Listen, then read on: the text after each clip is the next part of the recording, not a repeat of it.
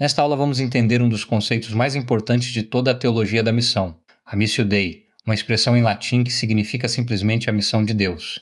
Não é um jargão reservado a teólogos, é uma verdade que muda tudo. Ela nos diz que a missão não nasce de nós, não vem de projetos humanos nem de planos da igreja, ela nasce do próprio coração de Deus. E se a missão é dele, isso transforma por completo o nosso papel, a nossa motivação e a maneira como medimos o sucesso. Muitos cristãos carregam sobre os ombros um peso que não lhes pertence, a sensação de que o avanço do reino depende da força deles.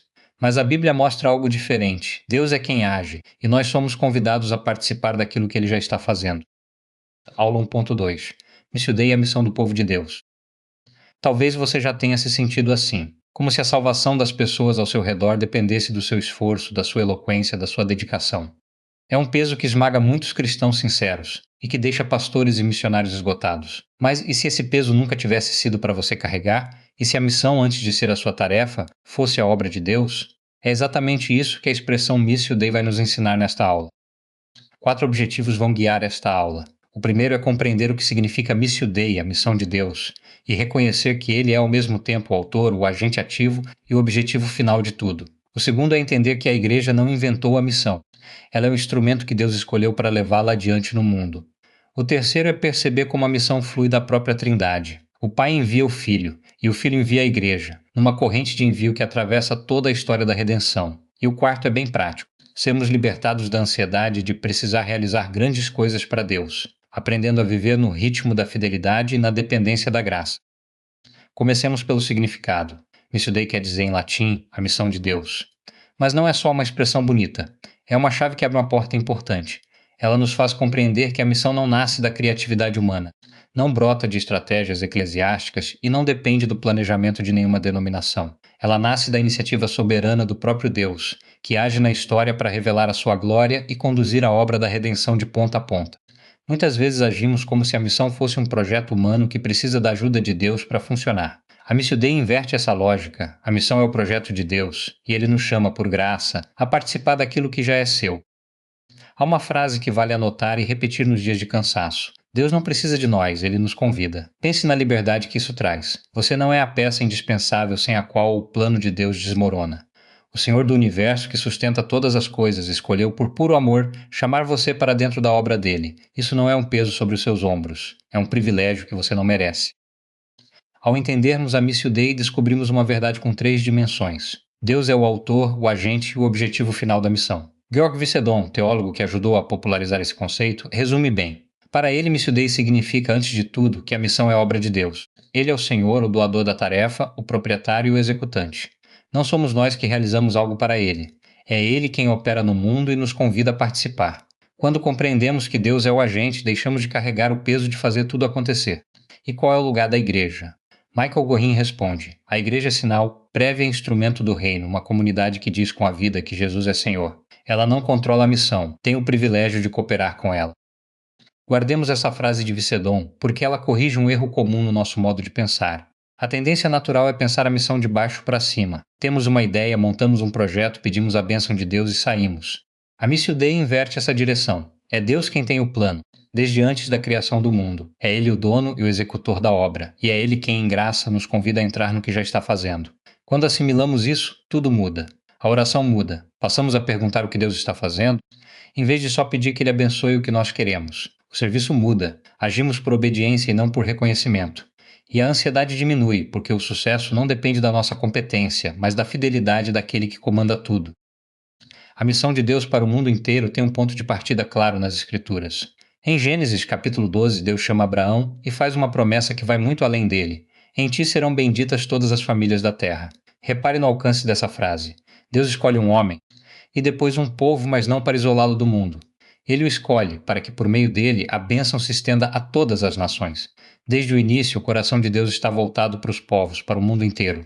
A escolha de um sempre teve em vista a bênção de todos. E essa promessa só encontra o seu cumprimento pleno em Jesus, em quem de fato todas as famílias da terra são abençoadas. Essa visão atravessa toda a Bíblia, do princípio ao fim. A missão de Deus para o mundo começa a se mover no chamado de Abraão e não para até o cumprimento pleno em Jesus. E Jesus confirma essa corrente ao dizer em João capítulo 20: assim como o Pai me enviou, eu também vos envio.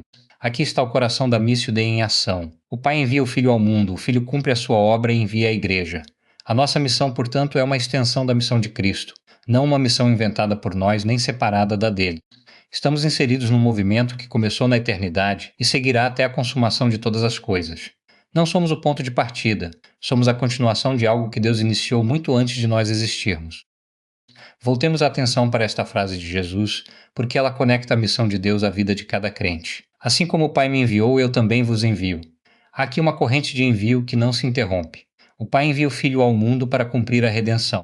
O Filho ressuscita e envia os seus discípulos com a mesma autoridade. E essa corrente chega até nós hoje. Quando fomos alcançados pelo Evangelho, não fomos apenas salvos de algo, fomos salvos para algo. A salvação e o envio caminham juntos. Por isso, todo cristão é ao mesmo tempo alguém que recebeu a graça e alguém que foi comissionado a compartilhá-la. A pergunta não é se você foi enviado, é se você vive com consciência desse envio a cada dia. Entender a Missio Dei produz em nós duas atitudes que andam juntas: humildade e responsabilidade. Humildade, porque a igreja não é a origem da missão. Ela é um instrumento que Deus escolheu para continuar a obra que ele mesmo iniciou. Não estamos inventando nada novo. Estamos respondendo ao chamado de um Deus que, desde o princípio, busca reconciliar consigo todas as coisas, como diz Colossenses, capítulo 1. E isso redivina o nosso conceito de sucesso. Se a missão pertence a Deus, os resultados também pertencem a Ele. A nós cabe a fidelidade. Mas atenção, isso não nos deixa passivos. A missão exige esforço, envolvimento e dedicação. Paulo, quando quis anunciar o Evangelho na Ásia, não ficou esperando, ele se esforçou para ir. Trabalhamos com toda a entrega, mas descansamos os resultados nas mãos de Deus. Fiquemos um instante com essa frase de Carricker. Quantos obreiros vivem esgotados porque agem como se o avanço do reino dependesse apenas do esforço pessoal deles? Como se Deus fosse ficar parado, esperando que eles dessem conta de tudo. Carricker nos lembra que, se a missão é Deus quem comanda a expansão do seu reino, nos seus termos e no seu tempo. Isso não nos torna passivos, mas nos liberta de uma pressão que não nos pertence. O equilíbrio da Bíblia é este: trabalhamos com dedicação, como Paulo ao se esforçar para alcançar lugares novos com o Evangelho, mas descansamos os resultados nas mãos daquele que tem poder para realizá-los. Fazemos a nossa parte com fidelidade, Deus faz a parte que é dele, com a sabedoria e o poder que só ele tem. Resuma tudo numa frase para levar consigo: esforço sem ansiedade, entrega sem arrogância. Esforço, porque a missão pede a nossa dedicação inteira. Sem ansiedade, porque o resultado não está nas nossas mãos. Entrega, porque servimos de todo o coração. Sem arrogância, porque nada do que acontece é mérito nosso. É assim que vive o obreiro que descansa na graça de Deus.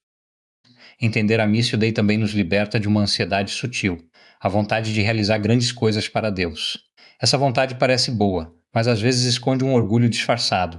A verdade é que Deus já está fazendo grandes coisas desde o princípio, conduzindo a história segundo o conselho da sua vontade, como diz Efésios, capítulo 1. O nosso chamado não é fazer grandes coisas, é sermos fiéis na parte pequena que nos cabe dentro do plano grande que é dele. Jesus ensina isso. Depois de cumprir tudo o que foi ordenado, o servo deve dizer: somos servos inúteis, fizemos apenas o que devíamos, em Lucas, capítulo 17. E mais, não somos nós que levamos Deus até as pessoas. É o Pai quem atrai a si aqueles que quer salvar, em João, capítulo 6. Somos chamados a discernir onde Deus já age e a acompanhar essa obra, confiando que aquele que começou a boa obra haverá de completá-la. A missão de Deus não é uma ideia abstrata que existe só na teologia, ela se encarna.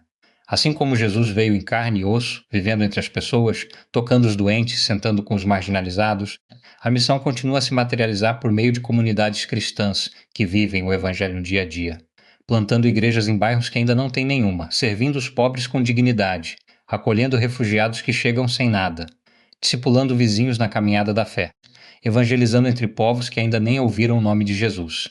Tudo isso é a Missio Dei em ação no mundo. Quando a igreja entende que a missão é de Deus, ela deixa de ser uma organização voltada para si mesma e passa a viver como um corpo enviado. Há uma distância enorme entre uma igreja que faz missões e uma igreja que é missionária.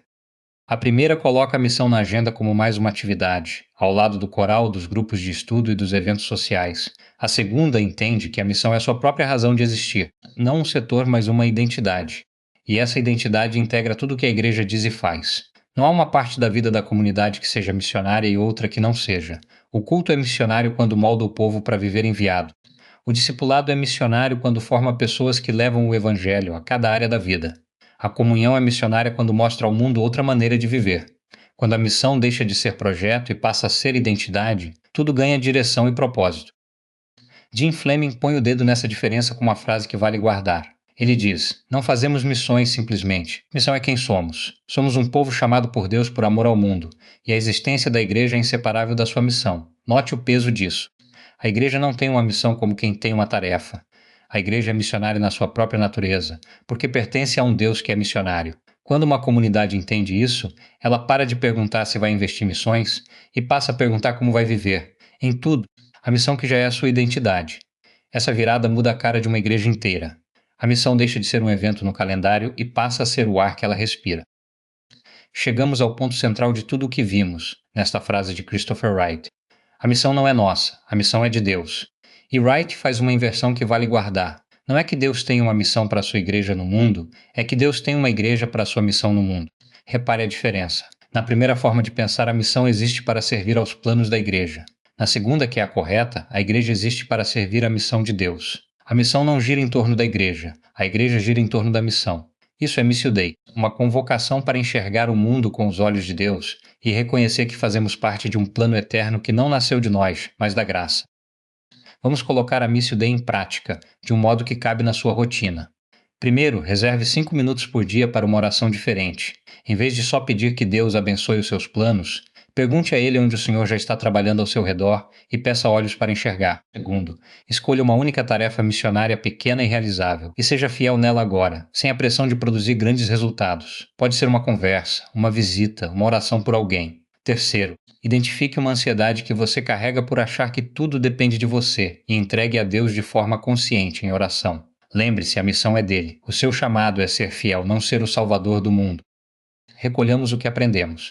Primeiro, Missio Dei significa que a missão é de Deus. Ele é o autor, o agente e o objetivo de tudo.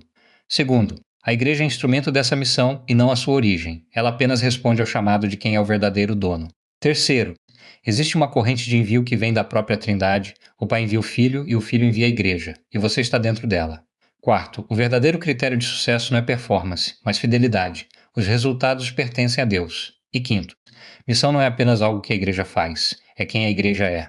Esses 5 pontos formam um fundamento sólido para tudo o que veremos adiante no curso. Quando entendemos que a missão é de Deus, a nossa própria vida ganha um novo sentido. Pedro escreve esse reposicionamento em 1 Pedro, capítulo 2. Fomos chamados das trevas para a maravilhosa luz de Deus, e por isso vivemos não para nós mesmos, mas para aquele que nos chamou. E aqui eu preciso lhe dizer com franqueza, você não precisa carregar o peso de salvar o mundo. Precisamos sim nos alinhar com fidelidade à obra que Deus já está realizando, com coragem, com humildade e com a consciência de que o sucesso pertence a Ele. Essa é a libertação que a Missio Dei traz, não de menos responsabilidade, mas de menos ansiedade. Na próxima aula veremos como essa compreensão foi articulada de forma marcante na história recente da Igreja, no Pacto de Lausanne.